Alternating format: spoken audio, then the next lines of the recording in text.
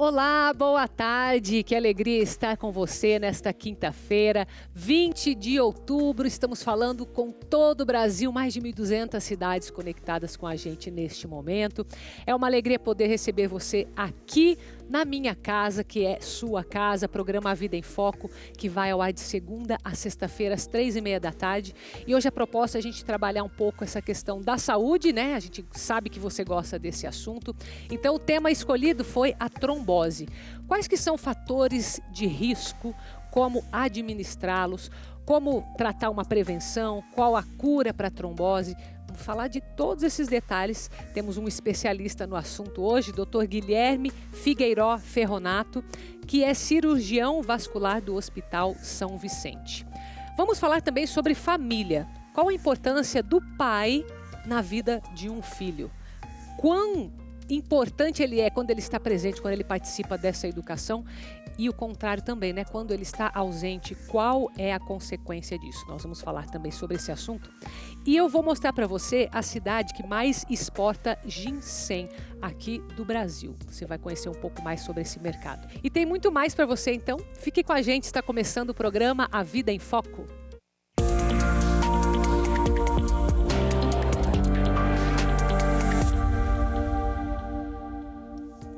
Olha só, quando a gente fala em saúde, sempre prevenir é o melhor remédio, né? Será que a trombose é algo que nós podemos também falar de prevenção? O quanto a genética está envolvida nisso?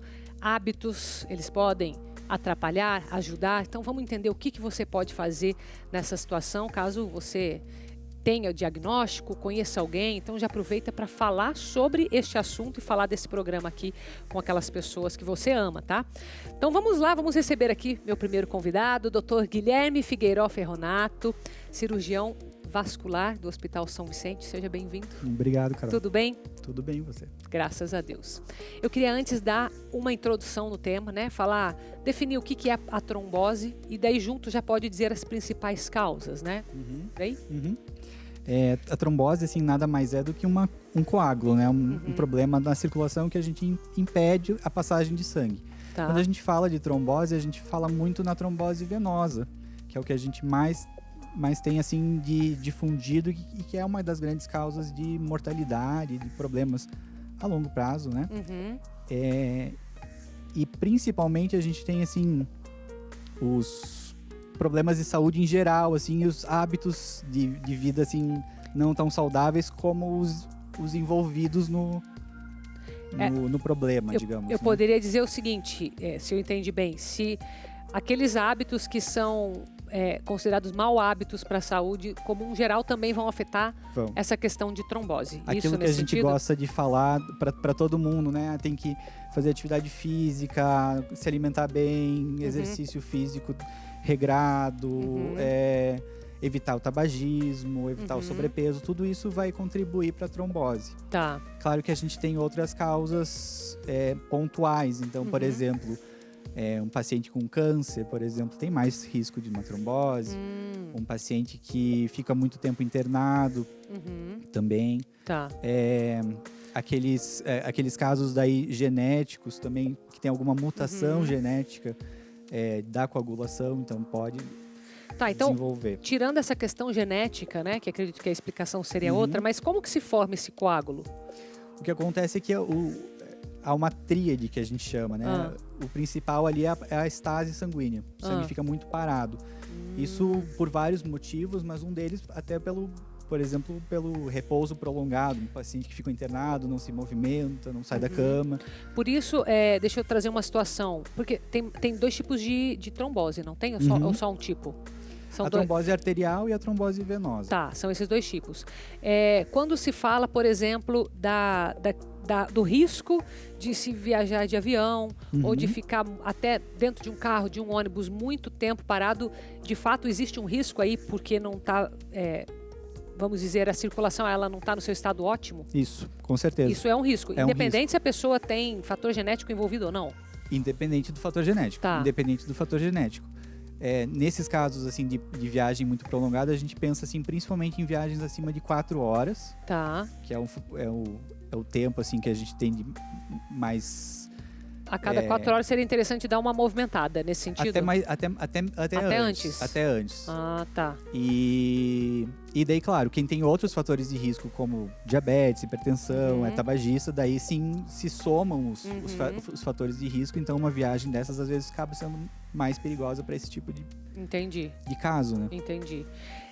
E no caso, bom, então isso daí seria mais uma questão comportamental, que dá para evitar, mas tem os outros fatores que você mencionou, né? Questão de alimentação, obesidade, o que mais? Uso de anticoncepcional, tem relação ou não? Anticoncepcional, reposição hormonal. Tem relação com ele mexe na questão do quê? No fluxo sanguíneo mesmo? Ou? Ele mexe na parte da coagulação mesmo, não na questão daí do fluxo, mas na questão da coagulação. Interage com outros fatores que estão envolvidos aí.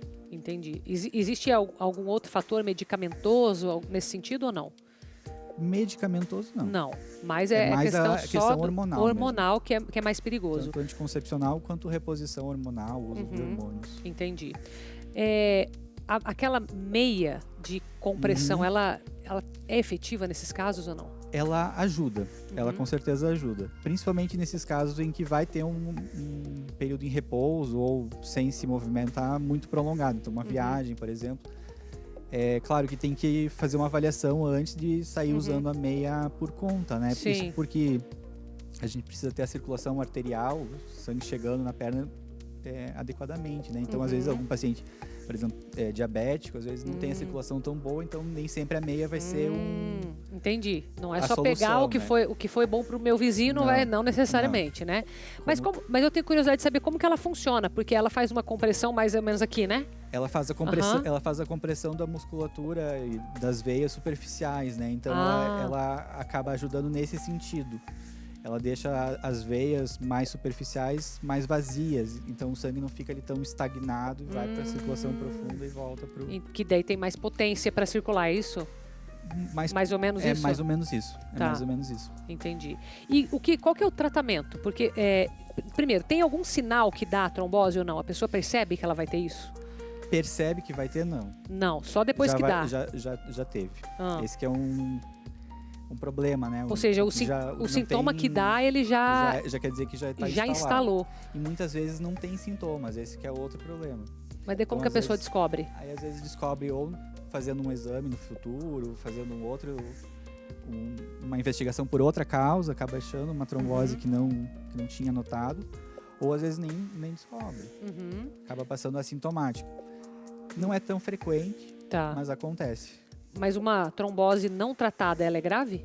Ela pode ser bem grave. Ela pode ser bem grave por conta das consequências. Se for uma trombose muito grande, o risco maior é fazer uma embolia pulmonar. Né? Esse coágulo sair da perna, sair do local. Daí, nesse caso, teria sintomas. Aí, com certeza. Mas aí também já tem que entrar com o tratamento. É muito difícil fazer uma embolia sem ter nenhum sintoma. E daí, nesse caso, qual que é o tratamento, então? O tratamento padrão, assim, básico para a trombose é a anticoagulação. Anticoagulante, a gente fica um tempo, né, em repouso, praticamente absoluto, para evitar realmente essa embolia pulmonar. E começa com o anticoagulante. O anticoagulante não vai dissolver ali o que apareceu, né, o coágulo, mas vai dar tempo do corpo reabsorver, resolver aquele coágulo ali. Alguns casos, hoje em dia a gente tem feito procedimentos para retirar esse coágulo, entra por cateterismo, mas são casos muito específicos, muito isolados, porque é um procedimento que tem muito risco de sangramento. Então, em algumas pessoas que têm, exatamente, que tem assim indicação, que tem benefício fazer isso. Se não é anticoagulante por pelo menos aí 3 a 6 meses. Repete os exames e tenta retirar esses fatores de risco, né? A gente sempre tenta descobrir por que foi causado e mudar isso na vida da pessoa. Então, se foi relacionado ao anticoncepcional, vai ter que suspender o anticoncepcional, mudar o tratamento. Se foi por conta de câncer, tem que tratar o câncer. Cada um tem sua particularidade daí. Então, geralmente, ele vem com um tratamento adicional àquilo que está causando, né? Com certeza. Geralmente, ele vem combinado com outras doenças. Essa é a grande maioria, digamos. É a maioria, Mas a gente tem visto bastante também pessoas de outra forma saudáveis, com fatores de risco pontuais, né?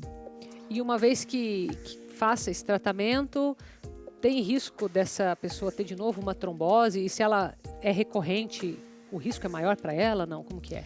Tem risco e é maior. Uma pessoa que já teve uma trombose, o risco de fazer uma nova trombose acaba aumentando. Porque já ficou ali uma lesão na veia, querendo ou não, é uma veia que não está completamente normal. Então o risco é maior. Se a gente teve uma trombose sem motivo específico, é difícil de ter uma nova trombose.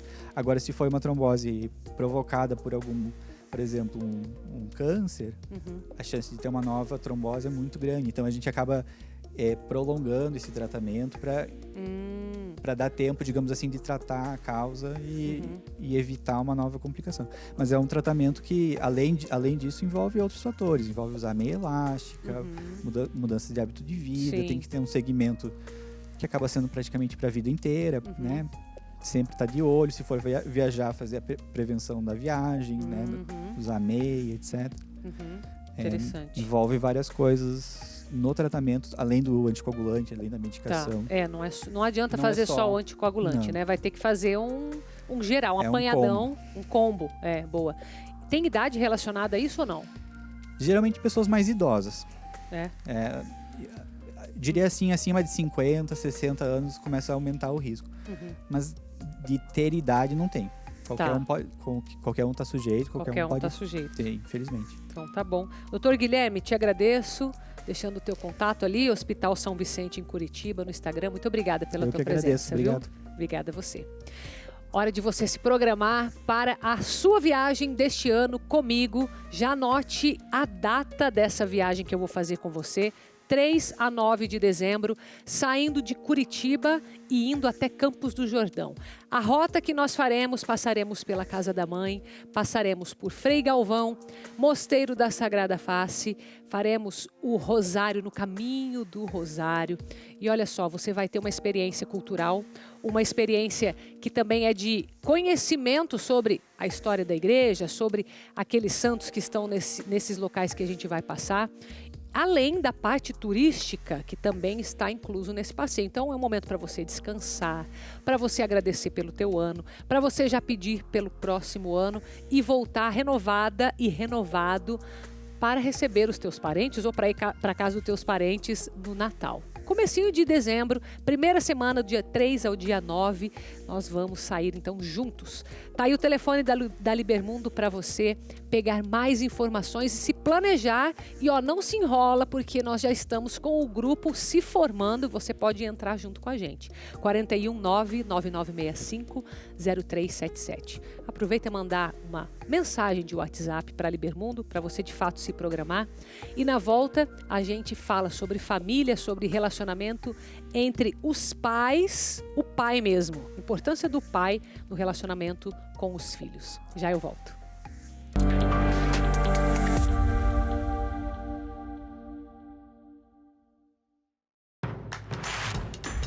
Não perca mais nenhum vídeo da TV Evangelizar. Inscreva-se agora.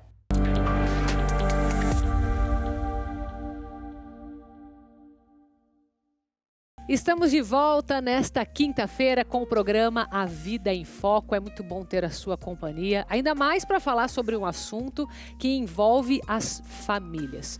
E hoje, especificamente, a gente vai falar sobre o papel da paternidade, ou seja, o pai que está ali presente ou que também pode estar ausente, ele tem um papel fundamental na vida desse filho. Nós vamos entender qual que é esse papel, qual que é a importância desse pai. Então eu vou conversar aqui com a minha segunda convidada, psicóloga Silvana de Lima Vaini. Seja muito bem-vinda.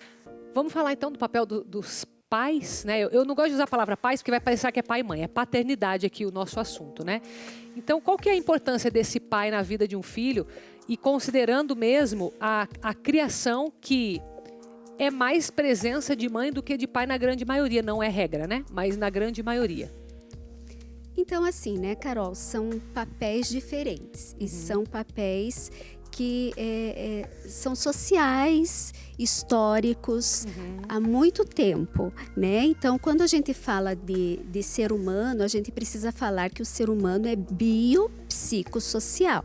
Tá. Biológico, psicológico, que é a parte mental, a parte emocional, e social, que é o ambiente que ele está inserido. Então, hoje, quando nós vamos falar de pai, nós vamos falar da nossa sociedade, da nossa cultura, como as coisas funcionam na nossa sociedade. Sim, sim. E são papéis diferentes, são situações diferentes. Então, qual que é mais importante? O pai ou a mãe? Não é uma questão de importância, é uma questão de diferença de papéis. Então, com a mãe, esse vínculo, ele é desde sempre. Esse bebê tem esse vínculo lá que já foi construído, ele não precisa ser construído. Sim. Já com o pai, é um vínculo que será construído. Então, o pai é o primeiro outro na vida dessa criança, na vida já desse tem bebê. um papel primordial, né? Ser o primeiro outro. Exatamente. Viu, pai? Você é o primeiro outro da vida do seu filho e vamos entender o que isso significa, né? Vamos lá. Então, quando o bebê está ali, ele nasce, ele não percebe a mãe como outro. Para ele, a mãe e ele É a mesma são pessoa, a né? mesma pessoa. Com a chegada desse pai, ele vai percebendo que existe outro.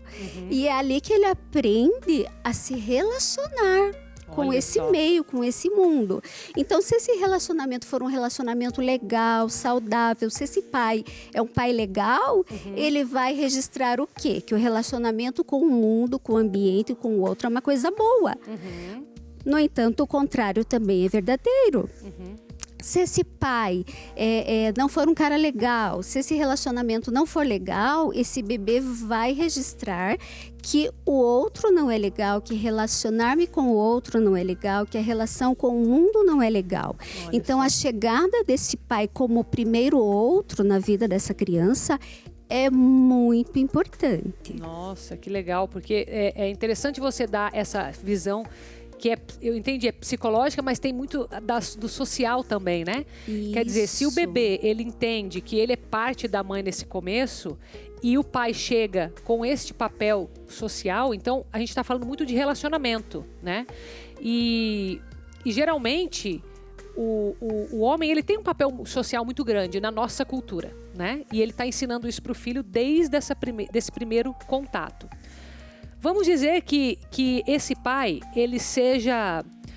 Vamos pegar o mais comum, né? A mãe, naquele instinto de proteção, ela está querendo proteger aquela criatura, ela tá criando ali uma redoma, muitas vezes até afastando esse pai. Às vezes acontece sem querer, né? Eu digo, não é de propósito que isso acontece, mas pode afastar este homem. Esse homem que está ali querendo se aproximar desse filho, ele também olha e fala assim, nossa, eu não sei cuidar desse filho, né? Eu não me sinto capaz, ainda mais com, não faz desse jeito, não faz daquele outro jeito. O que acontece numa situação onde essa mãe acaba sendo quem determina a forma como as coisas estão fazendo e esse pai acaba, então, se isolando um pouco? Ele não é a figura má que está se relacionando, porém ele não está tão presente, às vezes, por questões assim. E aí, como que fica? Essa atitude da mãe instintual. Ela precisa defender a cria, né? Então, é bem importante que essa mãe tenha essa consciência da importância desse pai na vida dessa criança. E assim, aonde que o pai é importante? O pai é importante o tempo todo, mas existem alguns momentos e algumas fases do desenvolvimento dessa criança, como, por exemplo, na aquisição da linguagem, quando essa criança está aprendendo a falar. Tá. A mãe, por ter esse instinto e por ter este papel e este vínculo com esse bebê, com essa criança, ela tende a usar palavrinhas que a criança já conhece, que ela sabe que a criança já identifica. Tá. Então, o que o pai vai fazer? O pai, ele não tem esse instinto, então ele vai usar palavrinhas que esse bebê não conhece. Ele vai desafiar mais esse bebê, então. Ampliando o vocabulário dessa criança. Então, veja a importância desse pai na aquisição da linguagem.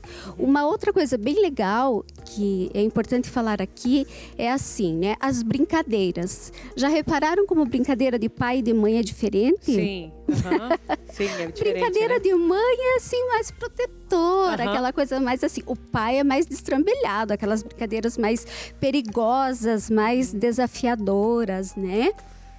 Então, é a primeira vez no mar. Como é que a mãe leva e como é que o pai leva? Tá. Então, a mãe leva aos pouquinhos, coloca o pezinho na água. O pai normalmente já é mais... Já pega, já leva, já... Né? Mais impulsivo. Mas isso também é importante para as crianças, porque com isso ela aprende a ter coragem, ela aprende sobre resiliência, ela aprende sobre enfrentar desafios. Então é muito importante essa participação do pai. Há quem diga que os filhos preferem brincar com os pais do que com as mães. Acredito. Porque eles são bem criativos nas brincadeiras, né? Verdade. E eu acho que isso não pode ser um problema na criação do filho, né? Entre o esposo e a esposa. Porque, como você está trazendo uma riqueza muito grande aqui, né? O papel da mãe, que é muito importante de proteção, de carinho, de cuidado, e o papel do pai de fazer essa criança crescer, de inserir novas formas de agir no meio, de olhar para esse social. Ou seja, é uma riqueza, eu vejo aqui, né? Eu acho que é um incentivo até para que cada um, né, seja a mãe, seja o pai, que eles não queiram fazer sempre do jeito deles. Cada um tem o seu jeito e isso que é a riqueza do relacionamento, né? As diferenças, Essas né? diferenças, sim. Nessas diferenças que essa criança aprende a se relacionar com o mundo, que ela aprende a enfrentar a vida, que ela aprende a ter autoestima, que ela aprende sobre segurança, que ela está formando ali, né? O caráter dela, essa personalidade que está se formando e que vai continuar se formando lá até... Eu digo que nós adultos ainda estamos em formação, né? O tempo todo a gente está modificando e melhorando. Mas essas diferenças não precisam ser uma competição. Sim. Elas podem ser saudáveis, cada um à sua maneira. Quero pedir uma dica para você. Eu sei que isso não é a regra de todas as famílias e tenho visto mudança nesse sentido. Mas quando o pai se vê como provedor da casa e apenas como provedor, e ele trabalha muito mais esse papel de pai, provendo, né, financeiramente, muitas vezes, do que estando presente, do que estando no dia a dia com essa criança. O que você diria? Dá para levar assim? É importante ter uma certa adaptação? Qual que é o teu posicionamento? Enquanto seres sociais, nós precisamos entender que a sociedade também sofre transformações. Ainda bem, né? Sim. E a sociedade sofreu transformações. Então, assim, esse pai que saía antes para trazer a provisão e a segurança, hoje é diferente, porque essa mãe também sai para trazer a provisão. E se essa mãe for apenas ela responsabilizada pela educação dessa criança, ela vai ficar sobrecarregada. E essa criança pode ter lacunas, porque agora essa mãe já não tem o tempo que ela tinha, né, para estar com essa criança. Então é importante que esse pai e que a nossa sociedade entenda que isso sofreu mudanças também, né? E que esse pai, além da provisão, além desse ambiente seguro, ele precisa participar na formação dessa criança. A participação dele é importantíssima, é crucial, né? Crianças que não são acolhidas, que não são recebidas e que não são amadas, podem ter problemas sérios lá na frente, de personalidade, podem ter problemas sérios de ordem emocional. Então, é bem importante que esse pai entenda que o papel dele está além, transcende a provisão e só a segurança. Tem muito mais coisas além disso. Sim, com certeza. Muito bom. Daria para a gente conversar sobre muitos assuntos ainda, mas eu acho que aqui deu para ter uma boa ideia. Você também está no Instagram, né? Estou mostrando aí para você, psicologia.silvana.de.lima. Muito obrigada, viu, pela tua presença. Por Sempre nada, bem-vinda. e sejamos corajosos enquanto pais. Com certeza. Obrigada, tá? Por nada. Agora você vai conhecer um tipo de terapia que envolve os cavalos, a ecoterapia. Acompanhe. O amor da Rúbia pelos cavalos e a vontade de ajudar crianças com deficiência deu início a um sonho. Um projeto que a família conheceu somente depois de um triste capítulo. A gente descobriu o projeto dentro da pasta da nossa irmã, da Rúbia. E aí, após isso, a gente teve, né, ela chegou a falecer, né? E aí a gente teve um tempo de luto e aí até desenvolveu o nosso projeto. A Eco Sorriso é em homenagem a ela, pelo sorriso que ela tinha. A vida da Rúbia foi breve, mas o sonho não foi interrompido e em 2013 o projeto saiu do papel. Inspirados por ela, os familiares decidiram oferecer aulas de ecoterapia, método que utiliza o cavalo na reabilitação de pessoas com algum tipo de deficiência física ou intelectual. A gente tem aqui paralisia cerebral, autismo, tem até para as empresas agora a gente está abrindo a síndrome de Burbold, que é raro, né? E até as doenças raras. Aqui a atividade é de meia hora a 1 hora, dependendo do praticante. Dentro dessa base nossa, a gente faz esse desenvolvimento deles, até mesmo o caminhar do cavalo é muito importante, que é o caminhar tridimensional que a gente fala. É onde ele vai motivando as crianças para fazer o movimento, principalmente da fala. Muitas crianças autistas que pararam de falar, vieram a falar de novo.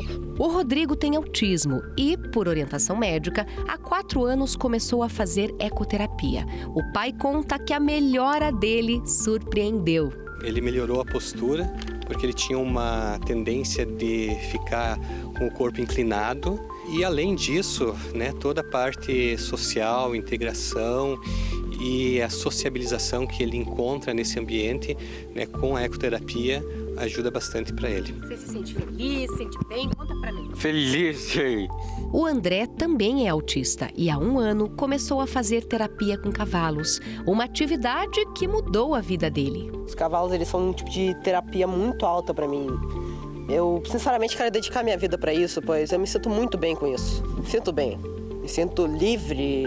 Quando a gente começou a fazer a ecoterapia, ele mudou muito. Hoje ele abraça, ele conversa, ele mudou bastante. A postura dele mudou bastante.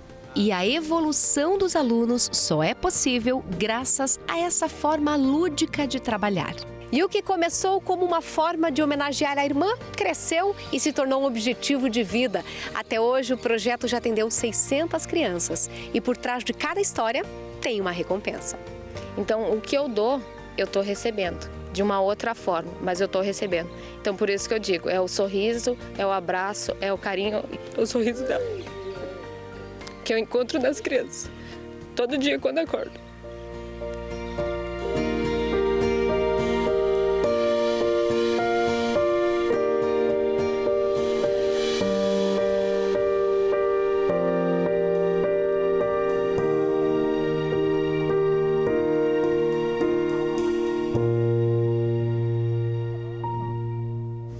Vamos fazer um intervalo. Na volta a gente vai falar sobre exportação. Você vai conhecer a cidade no Brasil que exporta ginseng. Eu volto já.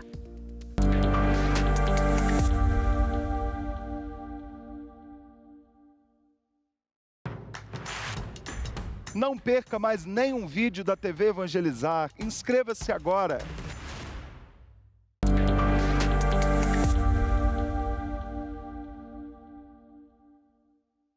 Já estamos de volta com o programa A Vida em Foco nesta quinta-feira. E quinta-feira é dia de adoração eucarística aqui pela TV Evangelizar.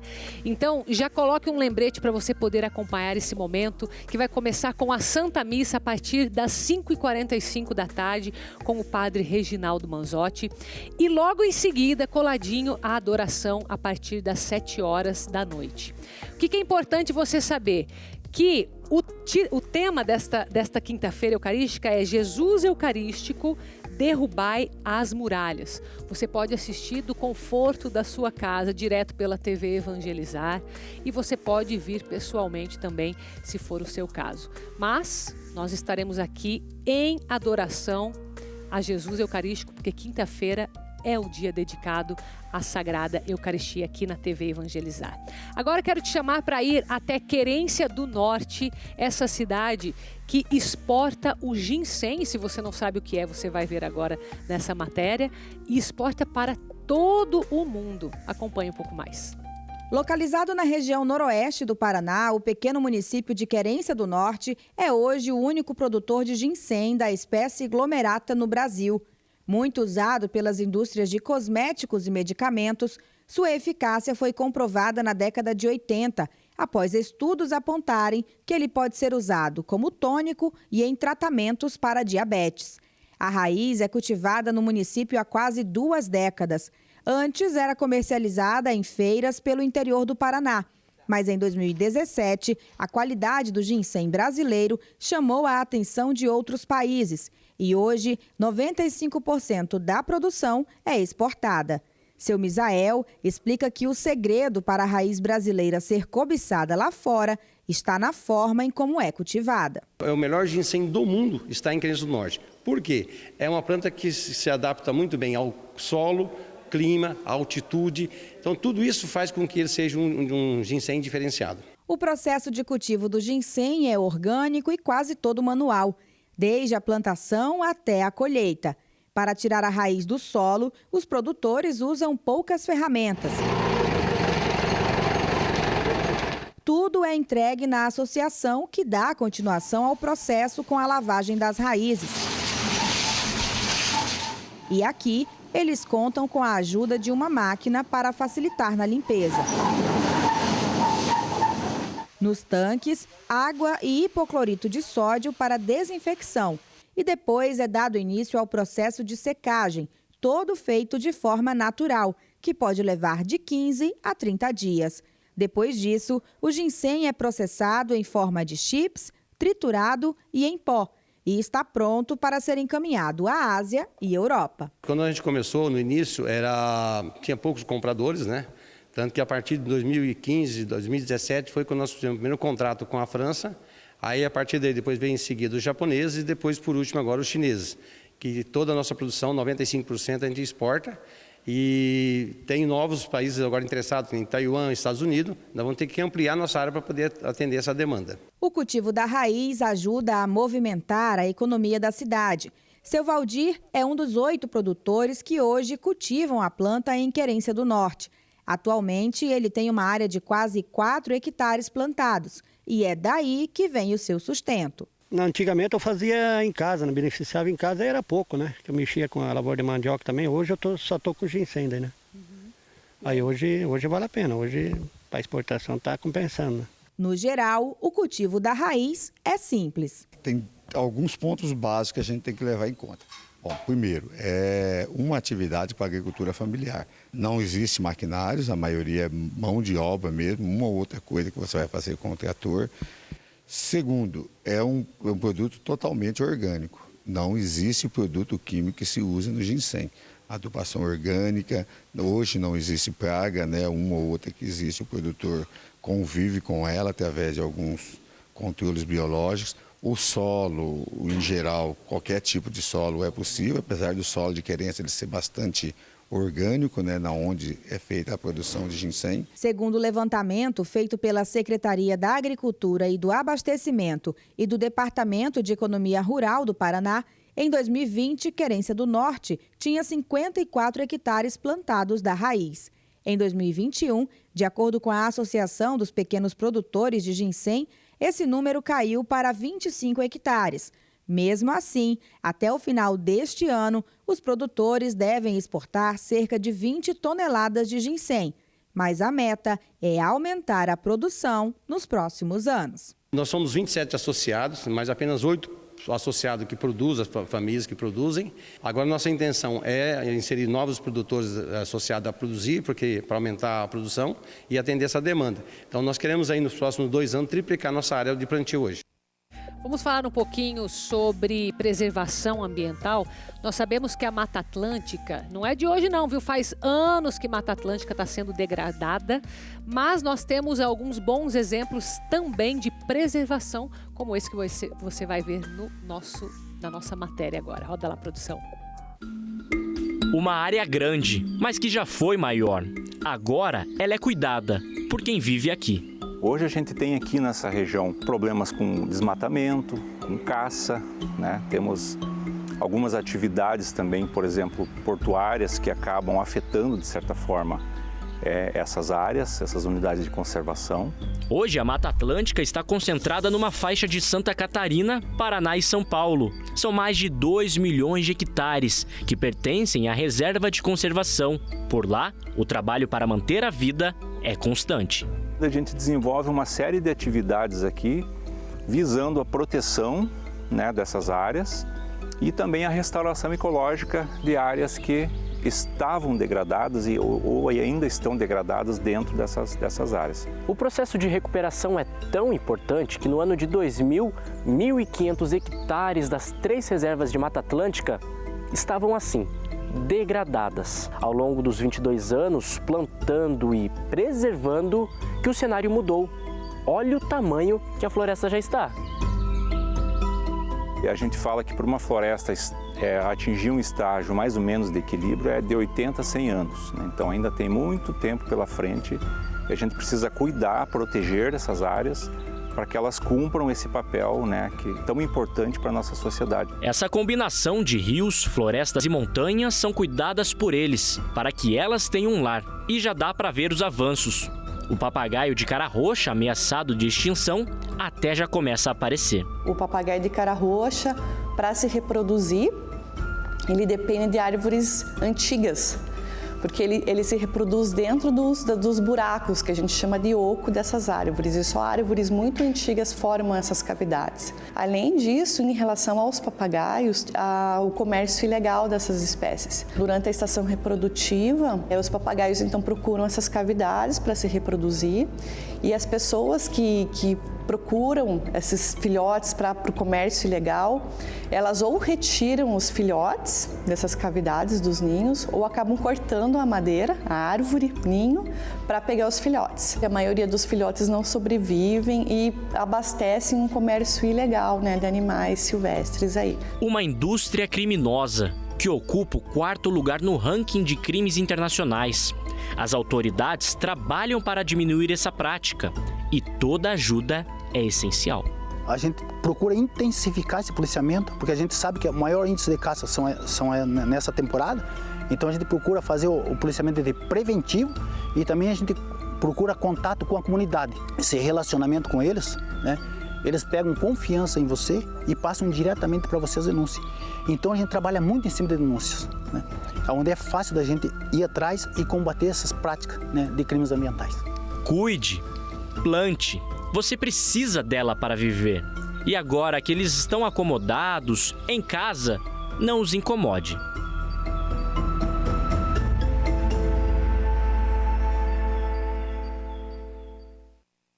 E algo que todos nós, mesmo na nossa miudeza de gente aqui, podemos fazer para termos um pensamento e ações ecológicas, são pequenas atitudes do nosso dia a dia, como, por exemplo, a separação do lixo. Como que você separa aí na tua casa? Vamos ver nessa matéria? A geração de lixo cresceu 20% em 10 anos. Hoje, cada brasileiro produz mais de 1 quilo de resíduos por dia, em média 379 quilos por ano. O problema é que quando ele não é separado de forma correta, quem paga o preço é o meio ambiente. Se nós não separarmos, ele vai direto para o aterro sanitário. E no aterro sanitário, nós sabemos que eles são enterrados, os resíduos, né? Eles são acomodados ali no terreno e depois recebe uma camada de terra e isso vai crescendo, né? Por isso que a gente vê aí os formatos dos aterros, né? Que são assim em forma de pirâmide, eles vão crescendo para cima. Como esse material não é biodegradável, ele vai permanecer ali por centenas de anos. Só com reciclagem, a gente perde quase 5 bilhões e 800 milhões por ano.